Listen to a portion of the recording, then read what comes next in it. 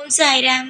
என் அன்பு செல்லமே, என்னுடைய அழகான தங்கமே, பெற்ற பிள்ளையுடைய மனதில் என்ன இருக்கிறது என்று தெரிந்து கொள்ளாமல் அடுத்தவன் வீட்டில் என்ன மனதில் இருக்கிறது உன்னை பற்றி, உன் வீட்டில் இருப்பவர்கள் மற்றவர்களுக்கு உன்னை பற்றி என்ன தோன்றுகிறது என்று எல்லா விஷயத்தையும் தெரிந்து கொள்கிறாய். ஏன் என்னுடைய மனதில் என்ன இருக்கிறது என்பதை தெரிந்து கொள்கிறாய். ஆனால் உன்னுடைய பிள்ளை எந்த நிலையில் இருக்கிறது என்பதை தெரிந்து கொள்கிறாயா?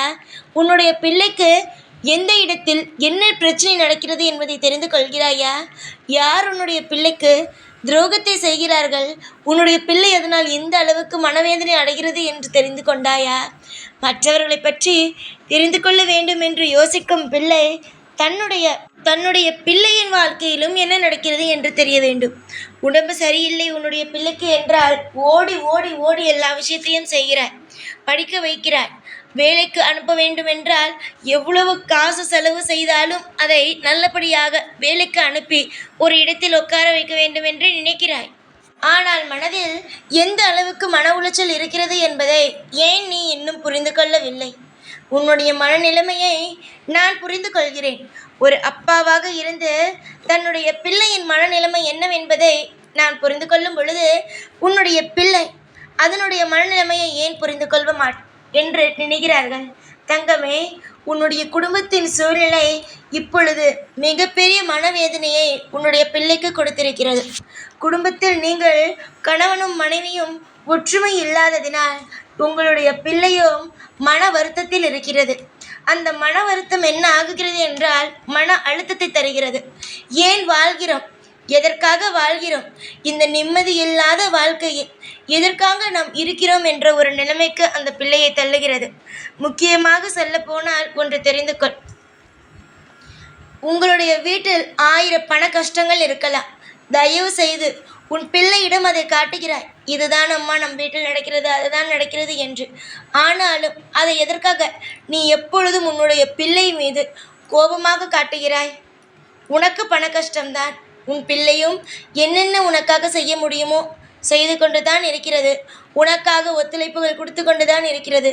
ஆனால் உன்னிடம் இருக்கும் பண கஷ்டத்தினால் எதற்கு அந்த பிள்ளை மீது நீ இவ்வளவு வெறுப்பை காட்டுகிறாய்? வெறுப்பு என்பது நீ தெரிந்துதான் காட்டுகிறாய் என்பதை நான் சொல்லவில்லை. உன்னை மீறிய ஒரு கோபமானது, ஒரு விரக்தியானது அந்த பிள்ளையின் மீது நீ காட்டுகிறாய். புரிகிறதா நான் என்ன சொல்ல வருகிறேன் என்பது? உங்களுடைய குடும்பத்தில் இருக்கும் சில பிரச்சனையினால் அந்த பிள்ளையின் மனதையும் அது பாதித்து இருக்கிறது.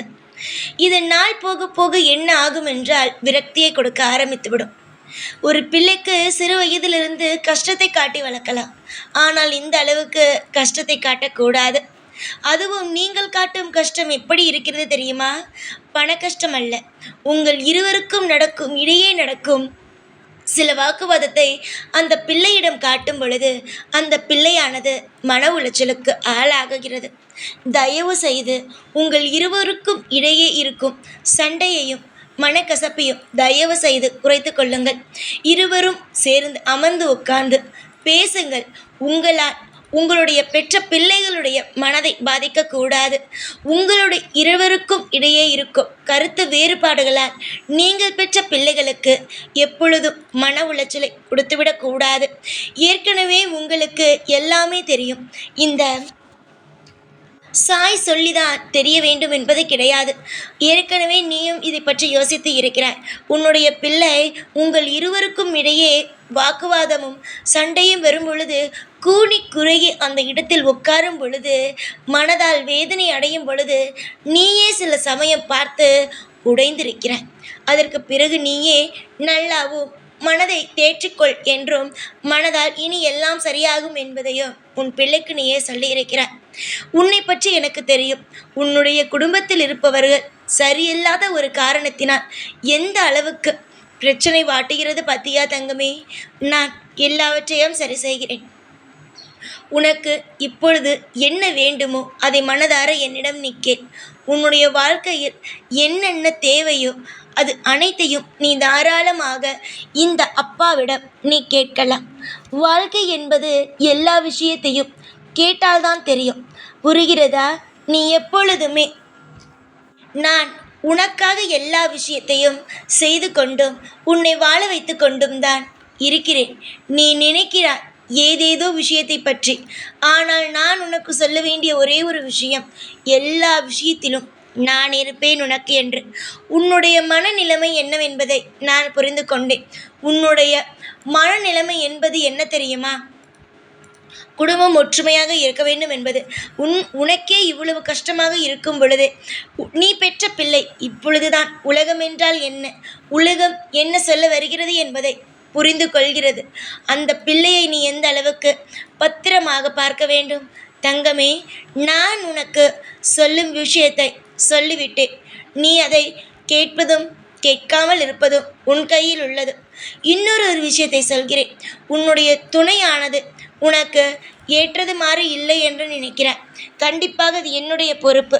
நான் நிச்சயமாக உன்னுடைய துணையை உனக்கு தகுந்தது போல மாற்றி உனக்கு நிச்சயமாக மிக மிக பெரிய அற்புதத்தை, திடீர் மாற்றத்தை, திடீர் ஒற்றுமையை உன்னுடைய வாழ்க்கையில் நான் மிக மிக அற்புதமான விஷயத்தை நான் நிச்சயமாக உன்னுடைய குடும்பத்தில் மீண்டு கொண்டு வருவேன்.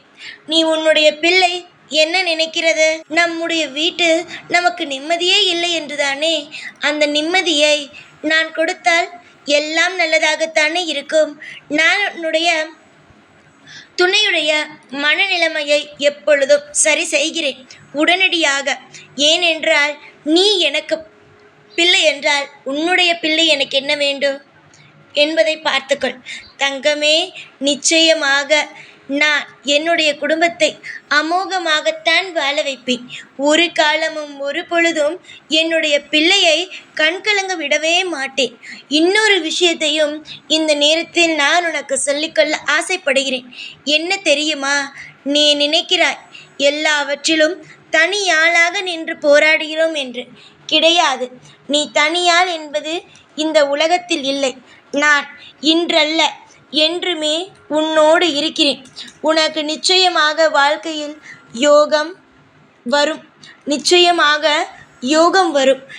அடுத்த ஒரு விஷயம், உன்னுடைய துணையினுடைய மனநிலைமையை மாற்றி உனக்கு பிடித்தது போல வாழ்க்கையை அமைக்கிறேன். அப்பொழுதுதான் நீயும் சந்தோஷமாக இருப்பாய், உன்னுடைய பிள்ளையும் சந்தோஷமாக இருக்கும். உன்னுடைய பிள்ளை சந்தோஷமாக இருந்தாலே எனக்கு போதும் தங்கமே. நீ சந்தோஷமாகி விடுவாய். இப்பொழுது முழு விஷயமும் சுற்றி சுற்றி வருவது யாரால் என்றால் உன்னுடைய துணையால் தான். அந்த துணையை சரி செய்தால் உன்னுடைய பிள்ளையின் மனநிலைமையும் சரியாகிவிடும். உன்னால் மட்டுமே தான் உன்னுடைய பிள்ளையின் மனநிலைமையை புரிந்து கொள்ளவும் முடியும். நல்ல விஷயத்தை செய்து உன்னுடைய பிள்ளையுடைய மனநிலைமையை சரி செய்யவும் முடியும். நாளுக்கு நாள் பிரச்சனைகள் கூடிக்கொண்டே இருக்கிறதே என்று நினைக்காதே. பிரச்சனைகள் ஒன்றும் கூடவில்லை. எல்லாமே சரி செய்யும் இடத்தில்தான் இருக்கிறது. சரி செய்து உன்னை வாழ வைப்பதற்கு நான் இருக்கிறேன். ஒவ்வொரு நாளும் உன்னை இன்பமாகவும் பேரின்பமாகவும் வாழ வைப்பதற்கு இந்த சாயாகிய நான் இருக்கும் பொழுது மற்றபடி உனக்கு என்ன கவலை? எல்லா விதத்திலும் போராடி விட்டாய். இனிமேல் உன் வாழ்க்கையில் அற்புதமான விஷயங்களை மட்டுமே நீ நிச்சயமாக உன் வாழ்க்கையில் பார்ப்பாய். நீ கவலைப்படும் அளவுக்கு உன்னுடைய வாழ்க்கையில் எந்த ஒரு விஷயமும் இனிமேல் நடக்காது. ஒற்றுமைகள் நடக்கும். நிச்சயமாக உன்னுடைய பிள்ளையும் சந்தோஷமாக இருக்கும். இனிமேல் நீயும் சந்தோஷமாக இருப்பாய். இனிமேல் நீ பட்ட அனைத்து விஷயத்திலும் நான் உன்னை காப்பாற்றுவேன். நான் உன்னை மீட்டெடுப்பேன். எப்பொழுதும் எல்லா விஷயத்திலும் உனக்கு துணையாகவும் பாதுகாப்பாகவும் இருந்து வாழ வைப்பது மட்டுமே தான் இந்த சாயுடைய கடமை. சாயை பற்றி முழுமையாக தெரிந்தவர்கள் நான் என்ன சொல்ல வருகிறேன் என்பதை புரிந்து கொள்வார்கள். இன்று இருப்பது போலவே தொடர்ந்து உன் வாழ்க்கை கஷ்டத்தில் மூழ்காது. இதற்கு மேல் மூழ்கினால் உன் வாழ்க்கையோ இருக்கும் இடம் தெரியாமல் ஆகிவிடும். என்னுடைய பிள்ளைகளுக்கு இருக்கும் இடம் தெரியாமல் ஆக்குவேனா? தண்ணியில் தத்தளித்து கொண்டு இருக்கும் குடும்பத்தை கைப்பிடித்து தூக்கத்தானே என்னை வணங்குகிறீர்கள். ஒவ்வொரு நாளும் வீட்டுக்கு வாருங்கள் சாயி, வாருங்கள் சாயி என்று எதற்காக கூப்பிடுகிறீர்கள்?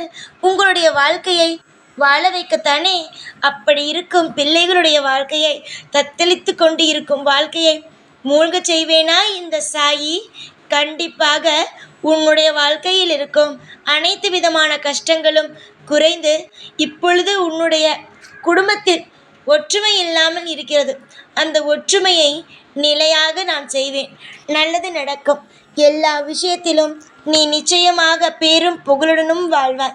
எப்பொழுதும் எல்லா நாளும் உன் கூடவே இருந்து உன்னை வாழ வைப்பேன். இந்த சாய்நான். ஓம் சாய்ராம்.